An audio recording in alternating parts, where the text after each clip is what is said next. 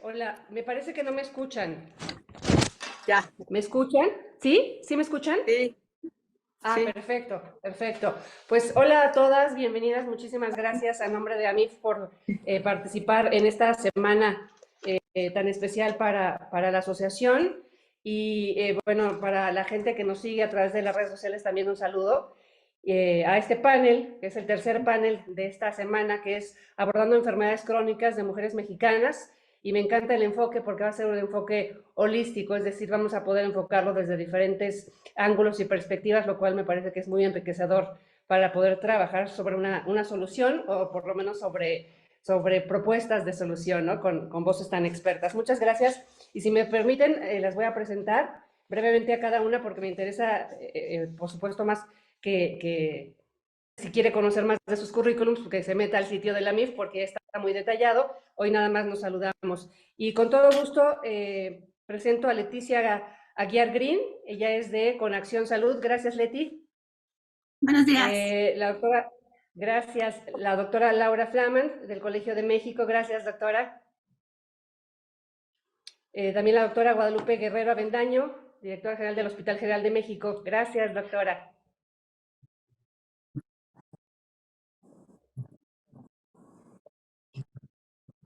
Listo, gracias.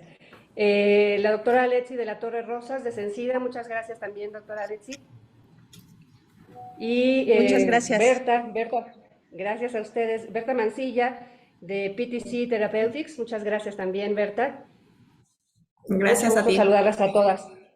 Oigan, pues la verdad es que tenemos un panel sumamente interesante, sobre todo dar un poquito de contexto de lo que son las enfermedades no transmisibles, que conocemos también coloquialmente como enfermedades crónicas, y lo que significan para la salud del mundo y obviamente de nuestro país. Entonces vamos de lo general a lo particular. 41 millones de personas mueren cada año en el mundo justamente derivado de una enfermedad crónica o de una enfermedad no transmisible, enfermedades como ¿Mande? enfermedades cardiovasculares, accidentes cerebrovasculares, diabetes, cáncer, algunas enfermedades respiratorias enfocadas evidentemente en el tema crónico, en fin, y que aquí lo interesante me parece también es decir, estas enfermedades son derivadas de factores de riesgo en cierto sentido que podrían ser modificables. Entonces, creo que también en eso podría radicar lo que estemos platicando el día de hoy, porque está en nuestras manos,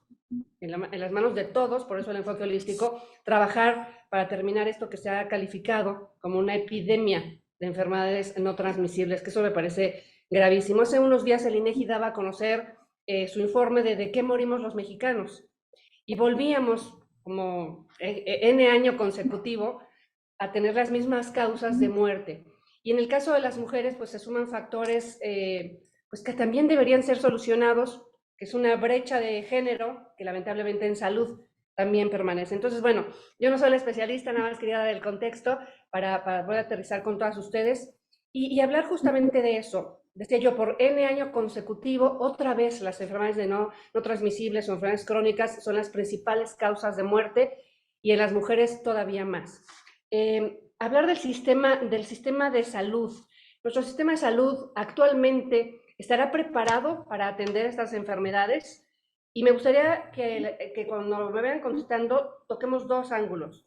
Atender estas enfermedades para las personas que están enfermas y atender estas enfermedades para prevenirlas, que creo que también es otro enfoque. Y me gustaría comenzar con la doctora Guadalupe Guerrero Avendaño, por favor, doctora. Bueno, muchísimas gracias y buenos días. Tengo que aclarar una cosa. El 9 de febrero dejé la dirección del Hospital General de México porque se acabó mi periodo. Pero bueno, soy Gracias. médico radiólogo intervencionista, me está adscrito al Hospital General de México y ya les platicaré dónde más ando. Pero bueno, por lo Muy bien. pronto, con respecto a la pregunta que es muy amplia, en realidad sí es muy importante darle una adecuada atención a las mujeres y no hacer diferencia con el hombre o con cualquier otro género. Desgraciadamente, en el Hospital General de México el 63% de las atenciones son a mujeres, pero consideremos que el Hospital General de México es un hospital donde se da atención del tercer nivel. ¿Qué quiere decir esto? Que es cuando ya están en la etapa más avanzada, en la etapa más crítica o grave del padecimiento. Donde debería de haber muchas más atenciones a mujeres son en la atención primaria a la salud, que es la prevención, y posteriormente en primero y segundos niveles, para evitar que se llegue a este tercer nivel. Y sí llama muchísimo la atención cómo la mayoría de estas mujeres son mujeres no necesariamente en edades muy avanzadas, pero sí el promedio de edad en nuestro hospital, de todos, de toda la población, es de cerca de 60 años, 59, 60 años, lo que quiere decir que también es una población que está envejeciendo. Y evidentemente no hubo el suficiente control de estas enfermedades crónicas no transmisibles en etapas tempranas. Entonces, ¿qué es lo que se debe de hacer? En primera instancia, que no haya una diferencia entre la atención y la calidad de la atención o la prestación de servicios entre hombres, mujeres o cualquiera otro de los géneros, o bien también reforzar los primeros niveles. Pero más que reforzar la atención a la enfermedad, hay que reforzar la atención a la salud. Y la atención a la salud, esa se debe de dar en los primeros niveles y esto es con educación. Entonces, creo que es suficiente con mi comentario para permitirles a todas que expresen su opinión, pero bueno, tengo muchas otras ideas en la cabeza. Si me permite, doctora Lupita, iremos abordando, doctora Guadalupe. Que aquí me gustaría un poquito, ahorita vamos a hablar obviamente de los enfoques sociales, de lo que nos toca como sociedad, del tema de atención. Me gustaría ahorita centrarnos en nuestro sistema de salud, y por eso preguntaba yo, ¿nuestro sistema de salud está preparado? ¿Qué es lo que está fallando, si es que consideran, o no fallando? A lo mejor es encontrar un poquito de lo que ofreció las Naciones Unidas en esta hoja de ruta rumbo a los objetivos del 2030 del desarrollo sostenible, en donde las enfermedades no transmisibles son un reto mayúsculo, no para México, para el mundo. Y evidentemente, pues con los bemoles o las características de nuestro país, pues se incrementa un poquito más. Me gustaría, la doctora Laura Flaman del Colegio de México, si nos puede dar su punto de vista respecto al sistema de salud y lo que pudiéramos enfocar para allá. Sí, muchas gracias. Bueno, pues a tu pregunta muy concreta, no, el sistema de salud en México lamentablemente no está preparado para atender los padecimientos particulares que aquejan a las mujeres, y yo me atrevería a decir que en general, lamentablemente, por la fragmentación que tiene el sistema, en general no está preparado para atender la salud de la población. Hay también problemas muy severos en cuanto a la prevención, pero me voy a concentrar en la parte vinculada con un par de cosas que afectan particularmente a las mujeres, no solamente en enfermedades no transmisibles, sino en general. Me gusta mucho el enfoque, casi siempre cuando hablamos de salud y mujeres hablamos de salud sexual y reproductiva.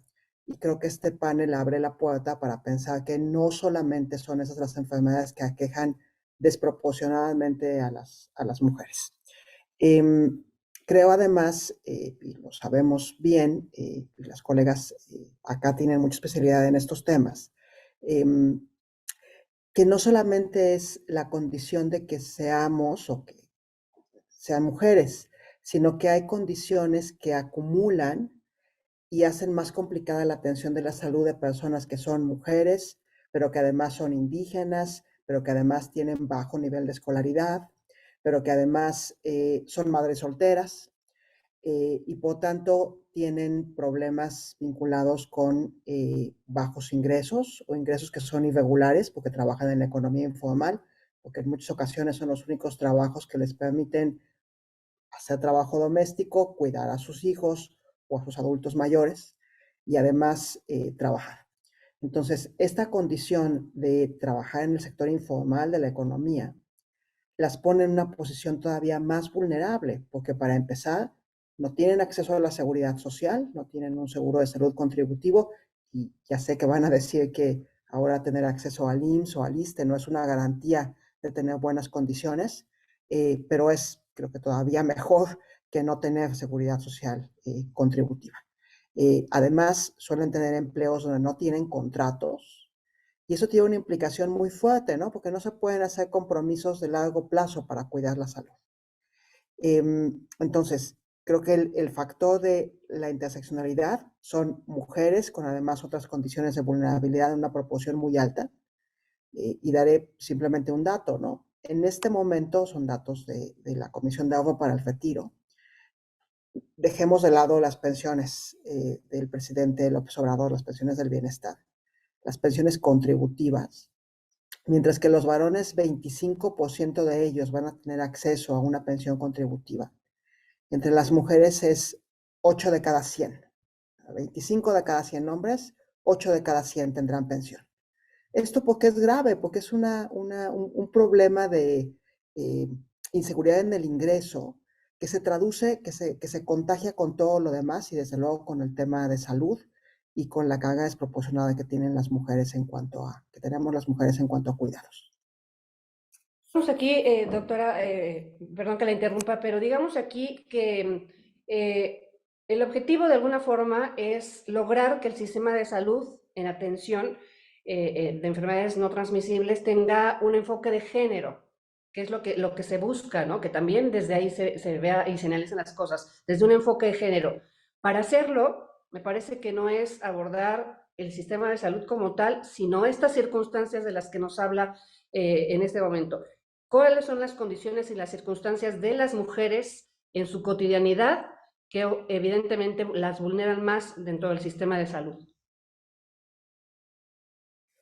Lo que mencionaba, el tema de sus condiciones de vulnerabilidad en cuanto a ingreso, en cuanto a educación, en cuanto al acceso a los servicios de salud contributivos, IMSS, ISSSTE fundamentalmente, y de manera muy particular, o sea, tienen condiciones de vulnerabilidad en el trabajo y además tienen que ocuparse de manera desproporcionada, prácticamente dedican el doble del tiempo a trabajos domésticos y de cuidados. Lo vimos en la pandemia. Las mujeres solían poner su cuidado después del de todas las demás integrantes de la familia. Está describiendo como una realidad de las mujeres, me parece que es un paso antes de hablar del sistema de salud, que también tendrá sus propias carencias, y desde ahí me gustaría enfocar el tema, y me gustaría con la doctora Alexia de la Torre Rosas, cómo el sistema de salud per se, yo leía algunos estudios muy importantes de instituciones internacionales donde justo se habla de cómo desde la investigación científica, la investigación farmacéutica, los análisis se enfocan más en el cuerpo masculino que en el femenino, y eso también vulnera de alguna forma la atención médica y de salud de las mujeres. La doctora Alexia de la Torre Rosa, su opinión. Sí, gracias Marta. Y creo que en este sentido tenemos que regresarnos al elemento de dónde están las brechas. Por ejemplo, ahorita podrían decir qué hace la directora general de enfermedades transmisibles en un foro de enfermedades no transmisibles. Y justamente es el empezar a decir, tenemos que tener un sistema que esté basado en valor. ¿Qué significa? Donde tengamos a las personas, comunidades en negro, permita específicamente saber, investigar cuáles son estos determinantes, viendo cuáles son estas vulnerabilidades que vienen a hablar y empezar. En este sentido, por ejemplo, creo que sí es importante señalar que desde el propio sistema, desde el programa de VIH, hepatitis, infecciones de transmisión sexual, hemos puesto especial énfasis en entender y cerrar estas para las mujeres. Y voy a dar un ejemplo muy concreto. Hace unos años hicimos un estudio en mujeres en Chiapas para saber cuáles eran las razones por las cuales las mujeres estaban teniendo peores resultados en salud. Estos resultados en salud daban un marcaje diferente en términos de cuántas personas que viven con VIH, que ahora sabemos que es una condición crónica, alcanzaban esta supresión viral, lo que les va a permitir tener buena calidad de vida. Y entenderlo desde el punto de vista de inseguridades alimenticias, domésticas, violencias que existen. Y todo esto nos arrojó que prácticamente 6 de cada 10 mujeres tenían esta parte de inseguridad, ya sea alimenticia, doméstica, de vivienda, violencias que sufrían dentro de sus propios hogares o de las comunidades. Y basado en esto y derivado de los resultados de este análisis, se empezó a tener acciones específicas para las mujeres, incluyendo mujeres cis, mujeres trans, que van dirigidas a cerrar estas brechas. Por ejemplo, el poder tener medicamentos que van a estar protegiendo a largo plazo toda la parte de salud ósea, pero también un apoyo económico dirigido a las mujeres para que puedan acceder a su sistema de salud. Pero de nuevo, decir, el sistema de salud demasiado complejo, fragmentado, ¿cómo lo podemos cambiar? Y eso lo hemos cambiado a través de acciones de integración, por ejemplo, entre todas las unidades, nuevamente en esta entidad federativa que nos bajó de varias horas de camino hacia las personas, hacia 6 minutos a través de redes integradas de servicio. Entonces, ¿cuál es el elemento básico en este sentido? Número 1, evidentemente necesitamos identificar que hay brechas, saber cuáles son estas brechas para poderlas cerrar y pensar que no queremos igualdad, necesitamos equidad. Y equidad significa invertir más en quienes tienen peores resultados, en este caso en salud. Identificar que este elemento de salud, que es esta visión y concepción de un bienestar físico, mental y social. Y entonces cuando nosotros hablamos de salud, tenemos que pensar en estas esferas.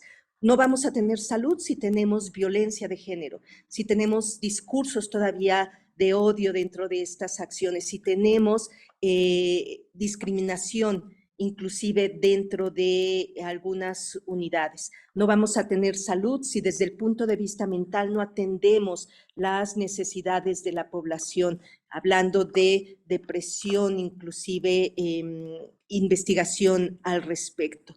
No vamos a tener salud si dentro de esta visión no tenemos aparte estrategias dirigidas a lo largo del ciclo de vida de las personas. Pero para poder hacer eso se necesita involucrar a las comunidades y a las personas. El de desarrollar políticas de salud que no incluyan a las comunidades es un problema que se tiene que erradicar. Desde el programa, por ejemplo, fue la primera vez que se hizo, antes del desarrollo del programa, foros exclusivamente con mujeres para identificar cuáles son sus necesidades, cómo empoderarlas y cómo deben de estar participando desde el desarrollo, la implementación, la vigilancia de la política pública, pero también el identificar cuando existan las brechas y decir, aquí nos falta investigación y hay que cerrarlo porque somos diferentes. Gracias. Aquí una observación. Hemos venido, me parece, no sé si coincidamos las presentes y la gente que nos ve a través de las redes, que hemos ido avanzando en materia de equidad e igualdad. Nos falta muchísimo, pero hemos ido avanzando. Afortunadamente el tema, el primer paso lo estamos dando, que es visibilizar esas circunstancias, esas condiciones que nos hacen vivir en desigualdad y en inequidad. Entonces, creo que vamos avanzando, pero dentro de específicamente el tema del sistema de salud, la atención médica, me gustaría hablar de si vemos avances en ese sentido, no solamente en la atención, sino en las propias políticas públicas. Y me gustaría dar la voz a Berta Mancilla, con quien no hemos todavía platicado. Me falta también Leti, pero vamos avanzando ahorita, Leti. Gracias. Muy bien, muchas gracias. Buenos días. Desde el punto de vista del sistema de salud, lo que yo considero es que el sistema en México enfrenta un gran desafío y esto también se debe principalmente pues, a la transformación del panorama epidemiológico, ¿no? Es una realidad mundial y también en México que la epidemiología sigue incrementándose. El problema está creciendo. Y para México, pues 4 de las 5 principales causas de muerte son enfermedades no transmisibles, ¿no? Yo quisiera resaltar que en el caso de diabetes mellitus, de acuerdo a EnSalud de 2022, la prevalencia diagnosticada y no diagnosticada ya anda en alrededor de 14.6 millones de personas. Entonces, El problema tiene un paso, va avanzando y así la solución tendría que ser igual de dinámica para alcanzar ese paso. Los tumores, ¿no?, de mama, cervicouterino, de pulmón y de próstata son los más prevalentes en el país y cada uno de ellos va representando un reto y también un incremento en su epidemiología, tanto como los problemas de hígado. También quiero comentarles de ciertos datos, ¿no? La meta operativa de la federalización es atender justamente a personas que reportan no tener afiliación. Entonces, desde ahí ya está la respuesta, ¿no? Si el sistema de salud está preparado, bueno, si hay una meta operativa de federalización para cubrir a 65.6 millones de personas, es porque evidentemente no se tiene el suficiente acceso. Este proceso está en reestructuración y, bueno, pues aún no ha culminado. Por lo tanto, no está el sistema de salud preparado tanto en México como en muchos otros países, ¿no? El desafío y la oportunidad definitivamente está relacionada, de acuerdo a un estudio de McKinsey, recientemente publicado en 2024, el Instituto de Salud McKinsey, que fue publicado en el Foro Económico Mundial, que hay tres grandes vertientes, ¿no? Hay una clara y documentada brecha de género en tanto investigación y desarrollo, que es lo que nos concierne en la industria farmacéutica, en cuanto a datos y registros de salud de la mujer y, por supuesto, en la oferta de seguridad social, ¿no? En este estudio reportaban que las mujeres pasan un 25% más del tiempo que los hombres en un estado de mala salud. Esto se incrementa porque en casos como en México, de acuerdo a INEGI, el 80% de los cuidadores somos mujeres, ¿no? Somos mujeres que puede darse el caso, como puede ser el mío. Soy una persona que soy cabeza de familia, tengo una hija con una enfermedad rara, soy cuidadora y además tengo una mamá de 80 años viviendo en casa. La carga se duplica, es una carga doble de la enfermedad. Y esto, desde el punto de vista empresarial, también representa todo un reto, porque cuando se tiene algún padecimiento como hipertensión o diabetes mellitus, se da un efecto que se llama presentismo, ¿no? De acuerdo también en un estudio que se condujo dentro de AMIF, yo soy parte del consejo directivo de AMIF, nos hemos dado cuenta y hemos aprendido que puede tener hasta un 30% el costo de productividad tan solo el presentismo relacionado a hipertensión y diabetes mellitus. Entonces, el problema crece, el sistema de salud probablemente no esté en ese mismo paso preparado, cuando los desafíos en México son bastante latentes y esto pues sí representa, si lo queremos ver así, una oportunidad económica para que de manera multisectorial podamos colaborar y desde diferentes trincheras podamos atacar el tema. Porque sí, tal como lo mencionabas en un inicio, el 9º Objetivo de Desarrollo Sostenible de la ONU para el 2030 es reducir 1/3 la mortalidad prematura en enfermedades no transmisibles. En el caso de pues la disparidad, ¿no?, de género y los obstáculos, yo lo que les quiero compartir es, otro dato, de acuerdo al Coneval, en el 2022, se ha triplicado el porcentaje de mujeres sin acceso. 4 de cada 10 mujeres tienen dificultad para acceder a la salud en México y el 42% de hogares encabezados por mujeres pues están sin acceso a la seguridad social. Entonces, es un tema que yo quisiera resaltar como urgente dentro del país y que se debe atender lo más pronto posible desde, como lo decían mis compañeras, desde la política pública, ¿no? Pero de manera multisectorial.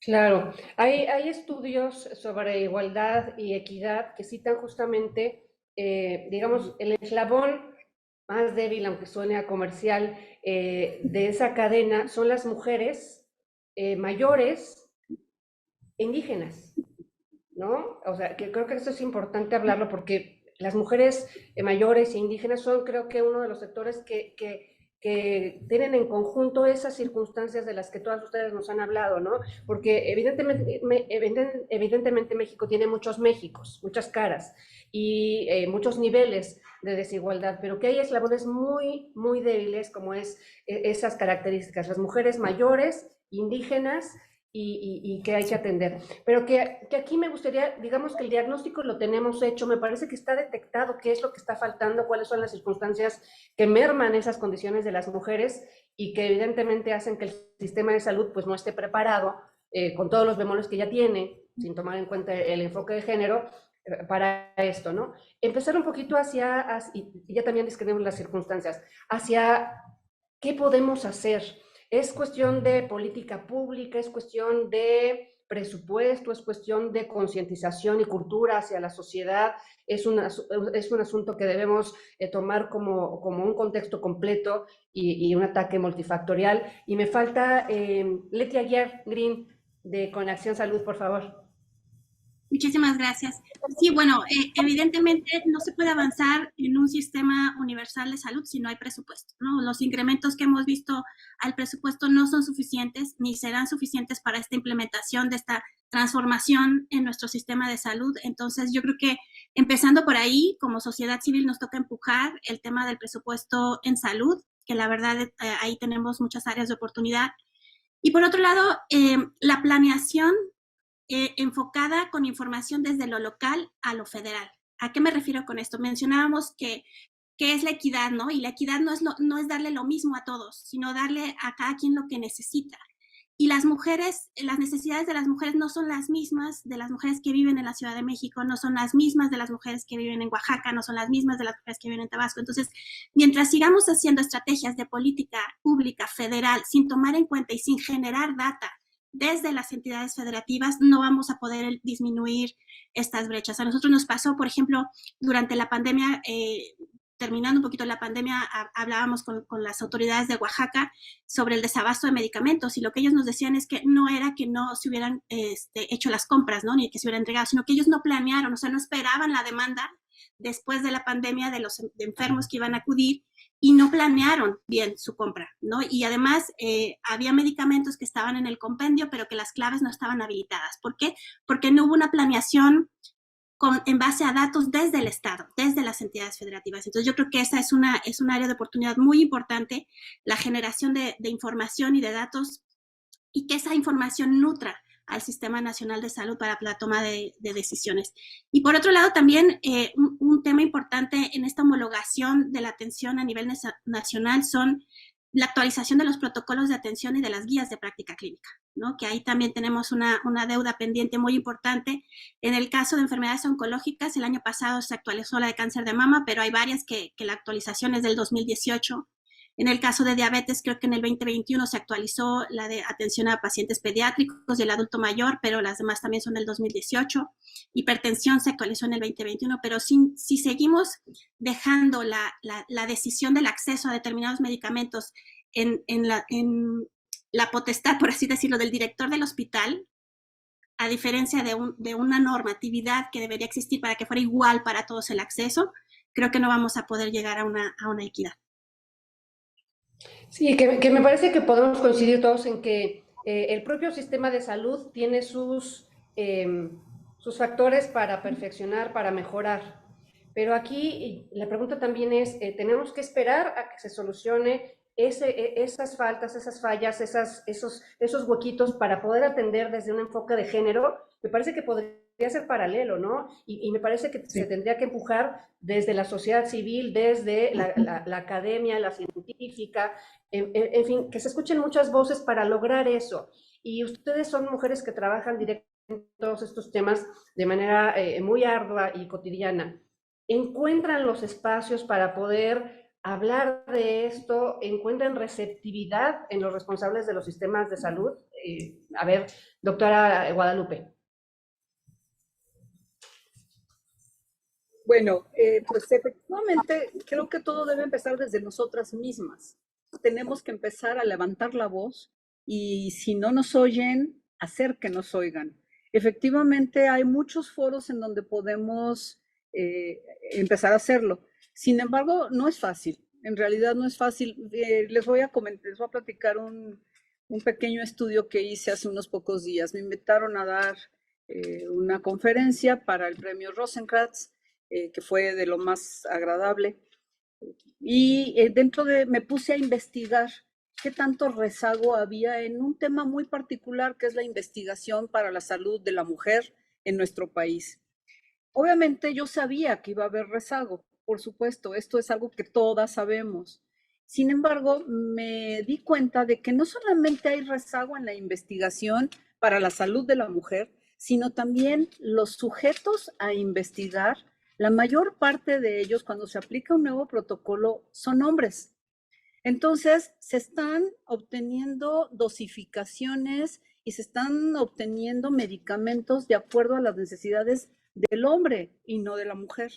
Nuestros metabolismos son totalmente diferentes. Solo hay 2 elementos de nuestro metabolismo en donde somos similares.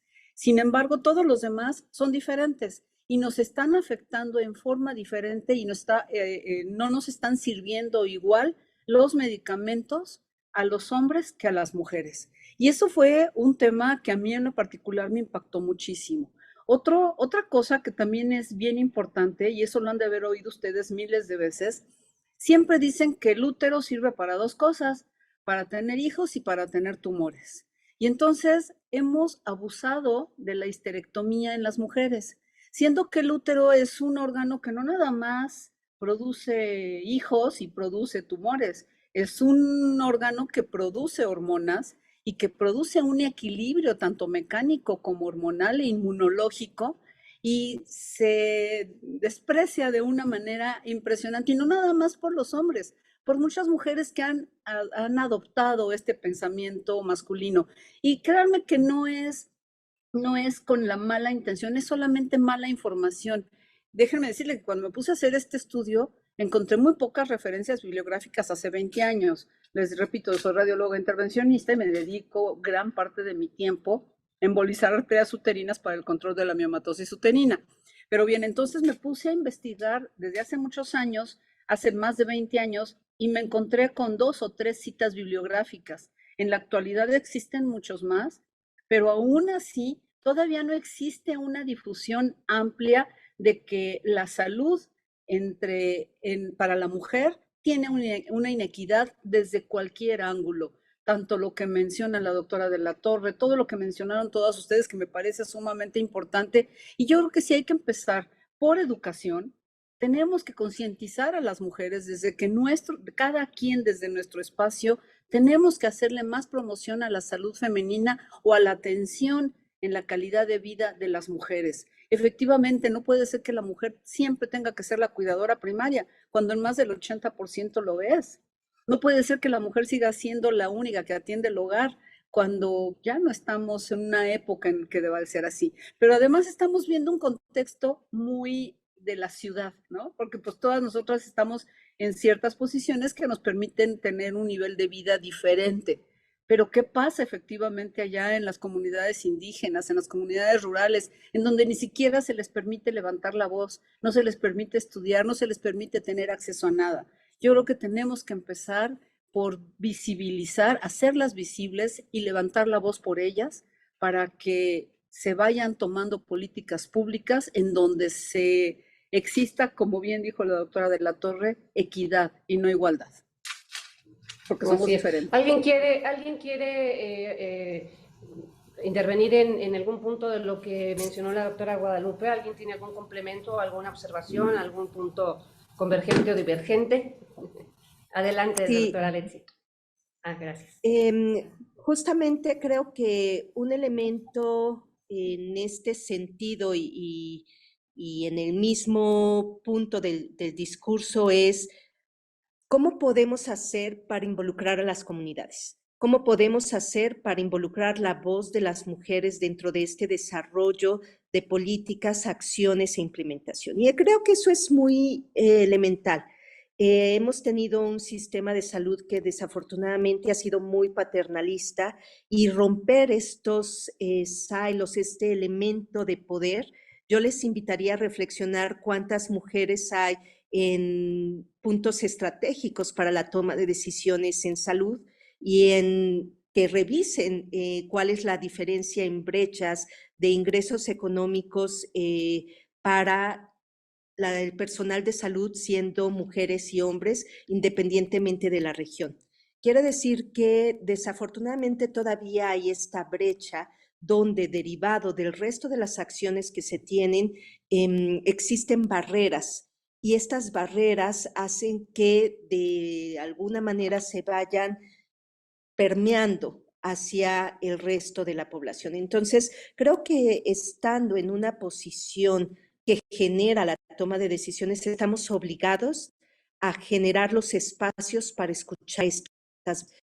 Yo pondré como ejemplo, en Sencida tenemos diferentes acciones dirigidas justamente en foros para integrar la voz de diferentes comunidades, pero específicamente también de las mujeres. En el punto y en la visión de VIH a veces tiende a ser demasiado centrado en masculinidades o en otro tipo de acciones. Por ejemplo, la relación de personas que viven con VIH en Ciudad de México es 6-1. Por cada 6 hombres es una mujer. Pero nos vamos a Chiapas, nos vamos a Oaxaca, nos vamos a ciertas comunidades y es 2-1. Esto quiere decir que inclusive el discurso, y coincido completamente con la necesidad de tener información estandarizada, información que mida no solamente los procedimientos y los procesos. A veces tendemos a asumir que porque el proceso está bien, el resultado en salud va a ser el adecuado. Y creo que eso es asumir demasiado y es grave.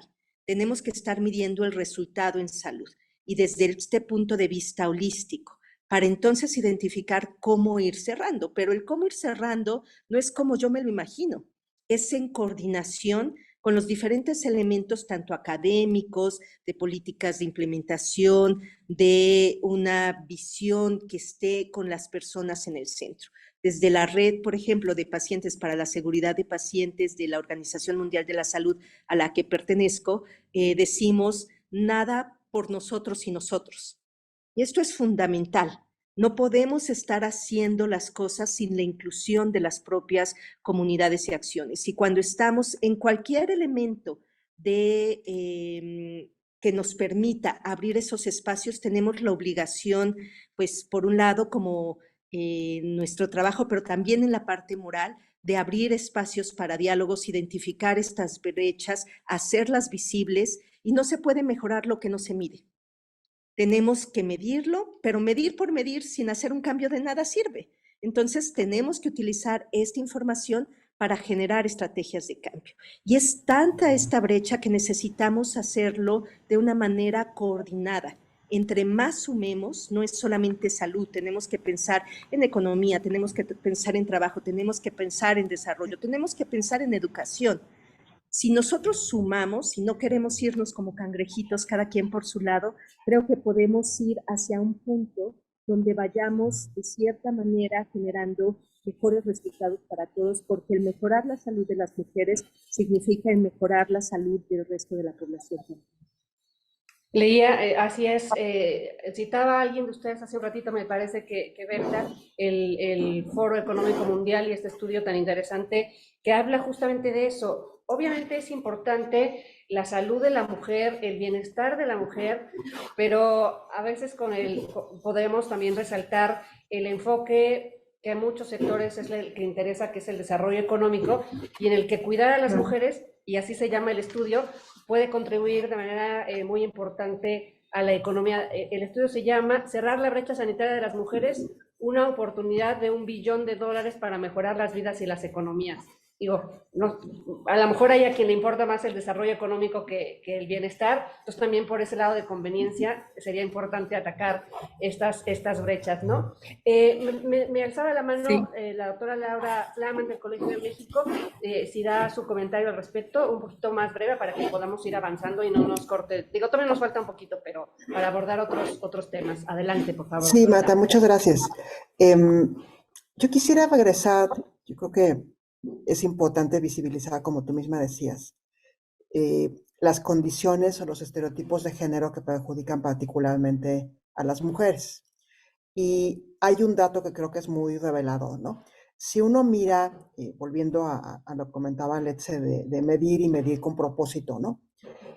Si uno ve los factores de riesgo de pérdida de vidas de años saludables y comparamos hombres y mujeres jóvenes entre 15 y 24 años, los 4 principales factores de riesgo para perder años de vida saludable de las mujeres jóvenes son malnutrición, riesgo ocupacional, consumo de alcohol y drogas ilícitas y abuso sexual, violencia y abuso sexual. Me parece de verdad gravísimo que estos no sean datos, discúlpenme, que casi nos llevaran a manifestarnos a las calles. El tema del embarazo temprano, por ejemplo, que generalmente ya saben se divide pues, entre 10 y 14 y luego mayores de 15. Claramente las chicas se embarazan de menos de 15 son por situaciones de violencia de género. Generalmente en sus propias casas, con personas que conocen. Son mujeres que están constantemente violentadas y que se les hace sentir que sus vidas valen menos. Por eso están malnutridas, por eso tienen problemas de ansiedad, por eso tienen menos escolaridad, por eso tienen empleos de menos calidad. Entonces, creo que el énfasis en que como sociedad transmitimos constantemente a las mujeres jóvenes que valen menos, con toda esta variedad de cosas, tenemos que remediarlo. No para el sistema de salud, que es lo que nos ocupa hoy, desde luego, pero también para otros muchos entornos. Aquí es gravísimo, me parece, por eso hacía así, son focos, ya no focos rojos, son focos de alarma de la situación de las mujeres y que lamentablemente se perpetúan, ¿no? Porque estamos hablando de una cotidianidad en la que viven muchas mujeres en nuestro país y que cuando esas circunstancias las hacen y las obligan a acudir a un sistema de salud para atención, ya no hablemos de prevención, pues lamentablemente encuentran una revictimización también en el sistema de salud en varias ocasiones, que creo que esas son las sumas que tendríamos que estar dando. Nada más, Berta Mancilla alzaba la mano también para este tema, si me ayudas también siendo breve para poder seguir avanzando. Sí, solamente para cerrar también algunos puntos. Creo que estoy totalmente de acuerdo. Tenemos que empoderar a las mujeres desde el cuidado propio. Si sabemos que el 80% de los cuidadores son mujeres y sabemos también, de acuerdo al Coneval 2022, que esto en las mujeres produce en un 16% depresión, necesitamos levantar estos focos rojos, necesitamos dar visibilidad de estas situaciones, porque desde ahí, desde la discriminación de por ser mujer tiene que quedarse a cuidar, aún siendo ejecutivas, tienes que ser la que cuida porque eres la única hija, ¿no? Puedes tener hermanos, pero tú eres la única hija. Entonces, en todos los niveles se da esa discriminación y como resultado puede agravarse en todavía más los problemas. Entonces, la educación y el empoderamiento de la mujer para poder establecer incluso los límites es sumamente prioritario. Y estamos en un momento crítico e histórico, porque si bien somos la mitad de la población, la siguiente presidencia seguramente va a ser ocupada por una mujer. Entonces, es nuestro momento, es un momento político para dar visibilidad, para ganar años de vida, impulsar la economía, pero también empoderar a todas estas mujeres, desde la parte inspiracional, desde decir hasta dónde podemos llegar. Entonces, yo lo que creo, nada más como en resumen a este punto, es que no debemos desaprovechar este momento. Este es el momento en donde más deberemos estar creando este tipo de foros y compartiendo datos, compartiendo realidades. ¿Para qué? Para llamar la atención e incluir estos puntos en una agenda oficial de las precandidatas a la presidencia. Sí, gracias, Berta, que creo que es algo muy importante lo que estás mencionando porque estamos viviendo un momento histórico y lo vamos a consolidar después del 2 de junio con cualquiera de las dos candidatas que ganen. Va a ser una mujer presidenta, digo, las circunstancias podrían cambiar, pero sería remotamente difícil, ¿no? Pero aquí creo que algo importantísimo es no caer en el error de pensar que porque es mujer va a tener un enfoque de género para gobernar. Creo que eso es muy importante, ¿no? Y creo que las voces las tenemos que marcar nosotras como sociedad civil, cada quien desde su trinchera, para que esa mujer tenga realmente un proyecto de país con enfoque de género. Creo que eso es importante, pero no me quiero salir. Sí. Oigan, sí, ya tenemos que empezar a cerrar. Yo quisiera irles pidiendo a cada una de ustedes pues su conclusión y su propuesta final. Y entonces comienzo con Leti Aguiar Green, por favor, con Acción Salud. Muchísimas gracias. Bueno, nada más sumando un poco a lo que mencionaban con anterioridad, esta famosa palabra del empoderamiento, ¿no? Que tanto se menciona, pero ¿qué es empoderar? ¿Qué significa para una mujer el empoderamiento? Y estaba buscando definiciones y una de ellas decía que es acceder al control de los recursos, tanto materiales como simbólicos, ¿no? Entonces, creo que desde la sociedad civil lo que nos toca es justo apoyar a las mujeres a que puedan acceder a estos recursos. ¿Y cuáles son estos recursos? Desde las redes de apoyo, desde temas de alfabetización en salud. Una de las principales preocupaciones ahora, mencionábamos también que han aumentado el número de mujeres que son las principales proveedoras del hogar, que son las que trabajan, y sin embargo nos hemos encontrado con que no quieren ir a hacerse los estudios porque tienen miedo de perder días de trabajo, ¿no? Entonces, esta asesoría legal que también se necesita para que puedan defender sus derechos y puedan acudir a no solo un diagnóstico, sino la atención. Creo que esa es parte importante de nuestro trabajo como sociedad civil, entender que el cuidado de la salud es un esfuerzo sostenido en el tiempo. Es decir, no significa solamente un primer impulso de fui, me chequé y estoy teniendo un tratamiento, pero sino estas enfermedades que son crónicas a largo plazo, ¿qué significa para la mujer todo este esfuerzo sostenido en el tiempo, ¿no? Entonces, desde ahí crear esas estrategias que permitan generar redes de aliados desde la academia, la sociedad civil, los médicos, impulsar todas estas estrategias políticas a nivel nacional que permitan atender las necesidades específicas de estos grupos vulnerables de mujeres y de la salud femenina en general. Y por último también, desde la sociedad civil, entender que estamos en otro momento. Mencionábamos que estábamos en una coyuntura importante política, pero también creo que es una coyuntura importante para la sociedad civil en la forma en la que nos profesionalizamos y en la forma en la que desarrollamos métodos de intervención con distintas comunidades, ¿no? Creo que ya tenemos que estar en otro nivel en donde nosotras mismas tenemos que generar datos. Podemos convertirnos en un aliado importante de las autoridades con la generación de datos que desde la sociedad civil podemos tener si las compartimos también. Muy bien, muchas gracias, Leti. Vamos, por favor, con Alexia de la Torre Rosas, también su cierre y sus propuestas finales, conclusión y propuesta final, por favor. Muchas gracias. Yo me regresaría al punto de la proactividad. Y esto significa todos estar sumando con un objetivo en común. ¿Cuál va a ser nuestro objetivo? La salud. Y esta salud en este foro en particular tendría que ser vista desde el punto de vista físico, mental y social. Y esto significa entonces que a todos nos toca sumar, que tenemos que abrir y aprovechar los espacios de gestión, pero también el presionar el tenerlos. Yo estoy segura que estos espacios los podemos ir generando y que estas acciones tenemos que voltear a ver dónde está esta equidad, dónde están las mayores brechas y enfocarnos en estos grupos. Mientras no tengamos un enfoque de equidad, un enfoque territorial, difícilmente vamos a poder hacer un cambio significativo para la población.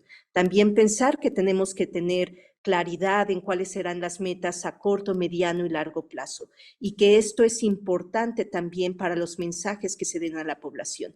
El poder decir, sí ha habido cambios, por ejemplo, yo podría decir que previamente desde el programa no se compraban condones internos o femeninos, y el decir, eso está mal y hay que cambiarlo y se puede cambiar, y ahora tener esta parte de acciones desde nuestro punto, desde los granitos que cada uno vayamos generando, creo que se puede hacer esta gran diferencia en nuestro país. Muchas gracias, Alexi. A ver, vamos con Laura Flaman. Doctora, por favor. Sí, muchas gracias. Quizás yo termino con tres cosas. Creo que es clave el tema ya se ha mencionado sobre la ciudadanía en salud. ¿Qué quiere decir esto? Pues quiere decir que las mujeres tengan capacidades y acceso a generar información y utilizar información, que tengan acceso a la educación y atención que correspondan a cada momento de su vida y a un padecimiento si es que lo tienen. Me encantó el tema de definir qué quiere decir que una mujer está empoderada. Este tema del control en el acceso a recursos de todo tipo también creo que es clave. Y el tercero, que tiene que ver con la visibilización que hemos venido hablando, es la movilización. Creo que ya no deberíamos estar en una época donde hay que esperar a que haya campaña presidencial para imaginarnos un plan de salud y género. Creo que deberíamos estar pensando en un plan a 20, 30 años y que empecemos ahora quizás con este gobierno, pero no volver a empezar cada 6 años. Creo que ya no somos un país que pueda esperar eso. Creo que tenemos que planear a más largo plazo y un poco ajustar los tiempos políticos a los tiempos que necesita la ciudadanía. Quitar colores y quitar plazos, ¿no? Yo creo que eso tendría que ser. Muchas gracias, doctora Laura Flaman. Vamos, por favor, Berta Mancilla también. Muy bien, pues yo agregaría y reforzaría el tema de la colaboración multisectorial. Yo creo que desde la academia, desde el gobierno y la sociedad civil debemos encontrar una coincidencia en algún punto que pueda resultar importante, interesante y conveniente, desde el cual sea muy inteligente el dar visibilidad a estos temas, ¿no? Creo que tiene que ser muy coordinado. Desde el punto de vista de la industria farmacéutica, les puedo decir que nosotros tenemos que ir avanzando más en investigación y desarrollo junto con educación continua, con enfoque de género en enfermedades no transmisibles, porque definitivamente es un tema que va a aquejar todavía más a la población en el futuro. Acelerar estudios clínicos en mujeres, específicamente en México, es un tema muy importante. Hemos tenido casos en donde México no es incluido en un estudio internacional de alguna compañía, simple y sencillamente porque no obtuvimos la revisión, el tiempo de revisión completo. Entonces, el tema regulatorio suma bastante importancia para poder traer tecnologías de salud que sean innovadoras y que nos puedan ayudar verdaderamente a atacar de forma y fondo al problema. Y por último, también creo que los programas de apego son una de estas, como le decía Ale, son estos pequeños granos de arena que sí podrían ayudar. Los programas de apoyo para las mujeres, sobre todo en el caso de hipertensión, de diabetes mellitus, de enfermedades crónicas, en donde la principal preocupación del médico es el apego al tratamiento. Entonces, creo que sí hay actividades que son de fondo, que tienen una relevancia a largo plazo, pero hay cosas que se pueden hacer en el corto plazo y que debemos seguir insistiendo en ellas, ¿no? Entonces, bueno, ese es mi punto de vista. Gracias. Hola, ¿ya me escuchan? ¿Sí? ¿Sí? No sé si me fui yo, pero de repente vi congelada y dije, no sé, me fui yo, se me fueron ellas, pero bueno, aquí estamos otra vez, qué bueno, me da mucho gusto. Entonces, terminamos con Berta que nos daba este aporte tan importante y les decía, un poquito en este cierre, bueno, yo quiero dar mi cierre también en breve, no soy la especialista, pero antes me parece que nos falta la doctora Guadalupe en su cierre también, ¿verdad? Sí. Sí. Bien, yo hice algunos bullets aquí para no ocupar demasiado tiempo. Yo creo que la verdad es que sería muy difícil tener una solución mágica para resolver todos estos problemas en el corto plazo. Sin embargo, considero que la capacitación, la educación que generan conocimiento es muy importante. Que existan políticas públicas en salud dirigidas a la mujer. Incremento en el presupuesto, esto es bien importante. Mientras no haya incremento en el presupuesto para la salud, no va a haber programa de salud que pueda aplicarse. Programas específicos para la salud de la mujer, pero además del cáncer de mama, todo el mundo hablamos del cáncer de mama, que es un tema muy grave, es un tema que está matando mujeres, pero no nada más existe ese. Permitir mayor participación de las mujeres en la toma de decisiones.